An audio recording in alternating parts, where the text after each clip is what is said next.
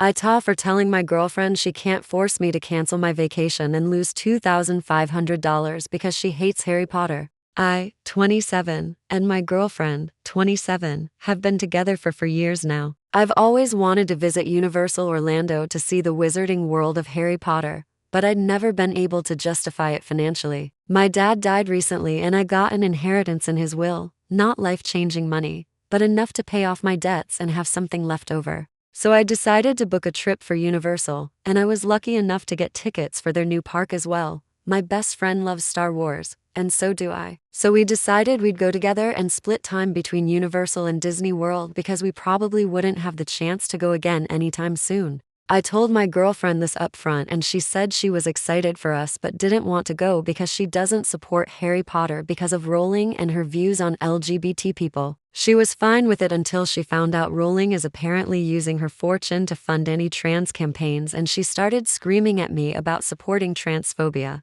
Her younger brother is trans, so trans rights are extremely important to her, which makes sense. Early in our relationship, we basically agreed that I could do whatever I wanted regarding Harry Potter, but she wouldn't join in. It's never been a problem, until now. During the discussion, she tells me I'm not allowed to go because it'd be supporting Rowling, which is supporting anti-trans people and not supporting her brother. I said, honey, I understand what you're saying, but if I cancel, I can't get my money back. When I booked the trip, I booked with a trip planner and they said explicitly my tickets are non-refundable. I can change the dates if I need to cancel my initial trip, but I won't be refunded if I cancel and don't show up. My plane tickets, hotel, and park tickets are all non-refundable. I've spent about $2,500 on this trip. I can't justify wasting that kind of money, and she knows that. But she says it doesn't matter. It's not about the money, it's about the principle. And I'm not allowed to go. I respect what she's saying and where she's coming from, but I'm not throwing away that kind of money. And she can't just ban me from going somewhere. I'm an adult just like she is, and I can make my own decisions. I feel bad because I see both sides. On my end, I'm not willing to just lose almost $3,000. On her end, she wants to support her brother. I want to be considerate and respect her wishes, but that'd make me lose thousands of dollars. And I'm not sure if I'm just hung up on the money part instead of how she feels. AITA, one more stories. AITA, for making it absolutely clear my wife and I are not naming our child after my dad's late wife, who died a few months ago. Last year, my dad lost his wife of 20 years. A few weeks after her death, my wife and I learned we were expecting our first child. My dad saw this as a gift from his wife, and he and my half-siblings, all in their teens, expected me to name my child after her, either through the first or the middle name. My dad even argued that we could still use a masculine version of the name if we had a boy. This was not something I ever intended to do, and I told my dad we weren't looking at her name or any similar names for our child. My dad told me that made no sense given the timing of everything. My wife and I pulled back from him and my half-siblings over this. Their anger over the decision has been strong, and my dad has been trying like hell to convince me otherwise. He doesn't know the sex of the baby, but I know the name will bother him. We decided to honor my late mom in a less direct way by naming our daughter after a flower that was my mom's favorite. My dad will pick up on it immediately, and I know it will bother him that I chose to honor my mom over his wife.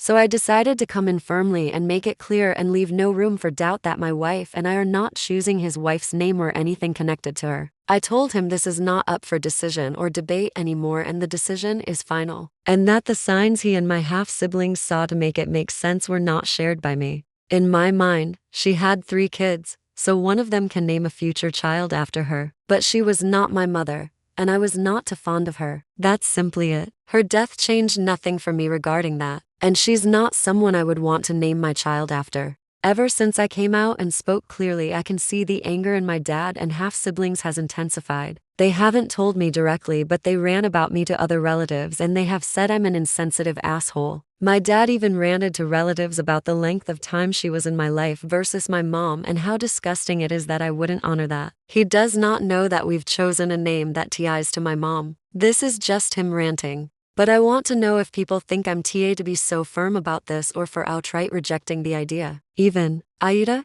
third story. AITA for locking my sister's kid in the bathroom for an hour. So yeah, like the title says, I locked my 6-year-old nephew in my bathroom for an hour, and my sister is furious and says I traumatized him. Last weekend my 28 sister 26 asked me to watch her son, Ryan, for a few hours while she ran errands. I agreed, even though I'm not super comfortable around kids. But it was just a few hours, and I figured we'd survive. At first, everything was fine. We watched a movie, he had some juice, and I thought we were in the clear. But after about 30 or 40 minutes, he started getting more and more wild, like full-on chaos mode. He ran around my living room knocking things over, dumped a bowl of popcorn on the floor, started throwing couch pillows. I told him to stop, tried offering him different things to do, but he ignored me. He then snuck into my bedroom, went through drawers, found a Sharpie, and started drawing on the walls. When I tried to take it away, he tried to kick me. I called my sister, but she didn't pick up. It escalated fast. He chased my old dog into a corner and yanked her tail. She snapped at him,